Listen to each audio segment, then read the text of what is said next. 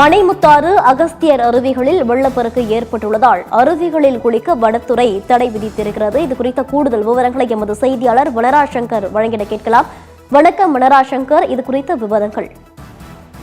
ஓவியாகுமார் வணக்கம். நிச்சயமாக திருநெல்வேலி மாவட்டத்தில் பரவலாக பெய்து வரும் கனமழையின் எதிரொலியாக பாபநாசம் அகத்தியர் அருவிக்கும் மணிமுத்தாறு அருவிக்கும் செல்ல தடை விதித்து தற்போது வனத்துறை உத்தரவிட்டுள்ளது.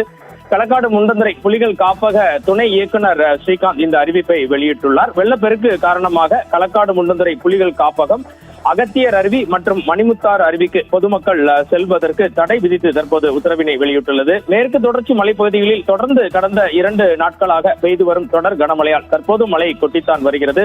நீர்வரத்து அபரிதமாக அதிகரித்துள்ளது ஓவியாகுமார். இதன் காரணமாக அகஸ்தியர் அருவி மற்றும் மணிமுத்தாறு அருவி ஆகிய 2 சுற்றுலா தலங்களிலும் பொதுமக்கள் குளிப்பதற்கும் சுற்றுச்சூழல் சுற்றுலாவுக்கும் தடை விதித்து திருநெல்வேலி மாவட்ட வனத்துறை உத்தரவிட்டுள்ளது. களக்காடு முண்டந்துறை புலிகள் காப்பகம் இன்று வெளியிட்டுள்ள செய்திக்குறிப்பில் இந்த தடை உத்தரவு அறிவிக்கப்பட்டுள்ளது.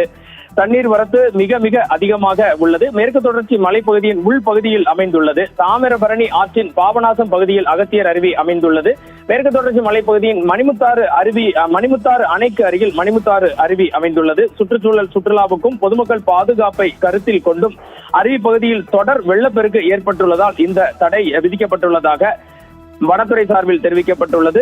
நீர்வரத்து குறையும் வரை பொதுமக்கள் இந்த அருவி பகுதிக்கு செல்வதை தவிர்க்குமாறு வனத்துறை அறிவித்துள்ளது ஓவியாகுமார். தொடர்ந்து திருநெல்வேலி மாவட்டத்தில் பெய்து வரும் கனமழை காரணமாக மானூர் பெரியகுளம் நிரம்பி வருகிறது. விவசாய பணிகளில் விவசாயிகள் மும்முரம் காட்டி வருகின்றனர். குண்டாறு, கருப்பா நதி, அடவி நயினார், ராம நதி ஆகிய தென்காசி மாவட்டங்களின் அணைப்பகுதிகளிலும் அதைவிட பெரிய மானூர் பெரிய குளத்தில் அதிக அளவு தண்ணீர் தேக்கலாம். நெல்லை மாவட்டத்தில் பெய்து வரும் தொடர் மழையால் குளங்களுக்கும் நீர்வரத்து அதிகரித்துள்ளது. மேலும் மழை செய்தியில் பார்த்தீர்கள் என்றால் நெல்லை சேரன் மகாதேவில் பலத்த மழையினால் 2 வீடுகள் இடிந்தன.